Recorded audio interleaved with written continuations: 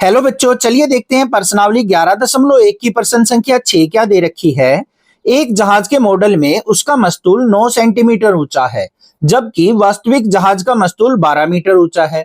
यहाँ पे हमें दो जहाजों की बात दे रखी है। एक तो हमारा वास्तविक जहाज है जो कि समुद्र में चलता है, और एक हमारा मॉडल जहाज है जो कि हमने कागज का या फिर गत्ते की हेल्प से बनाया है। अब जो हमने मॉडल बनाया है उसमें जो मस्तूल होता है, ऊपर जो चद्दर सी लगी होती है नौका में, नाव में, वो हमारी 9 सेंटीमीटर ऊंची दे रखी है। जबकि जो असल का जहाज है, वास्तविक जहाज है, उसके मस्तूल की ऊंचाई 12 मीटर होती है।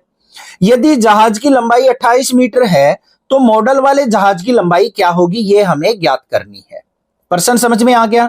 अब सबसे पहले देखो हमें क्या ज्ञात करनी है, मॉडल वाले जहाज की लंबाई। तो उसको हम यहां पे क्या करेंगे, मान के चल पड़ेंगे। तो लिखेंगे मॉडल जहाज की लंबाई, वो हमने क्या मान ली, बराबर है x के बराबर मान ली। अब हमें यहां पे क्या करनी पड़ेगी, एक तालिका बनानी पड़ेगी। उस तालिका के अंदर हमें क्या क्या चीजें लेनी है।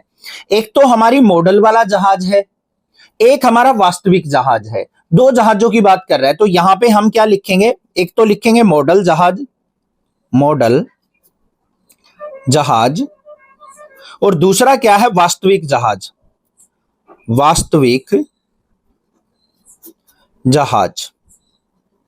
अब इसमें देखो सबसे पहले हमें क्या क्या चीजें दे रखी है। मॉडल वाले जहाज की मस्तूल की लंबाई कितनी है, 9 सेंटीमीटर, और वास्तविक जहाज के मस्तूल की लंबाई कितनी है, 12 मीटर।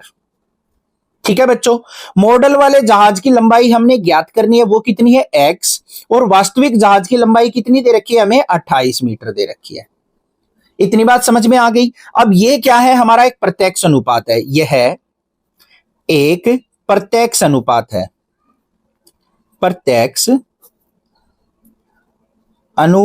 है।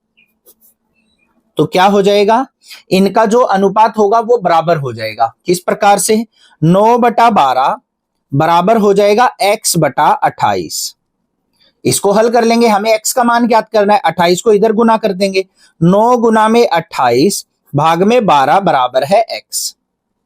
हल कर लो इसको, 3 तिया 9, 3 चौक 12, 4 से कट करेंगे, 4 एकम 4, 4 सत्ते 28, और 7 तिया क्या हो गया, 21।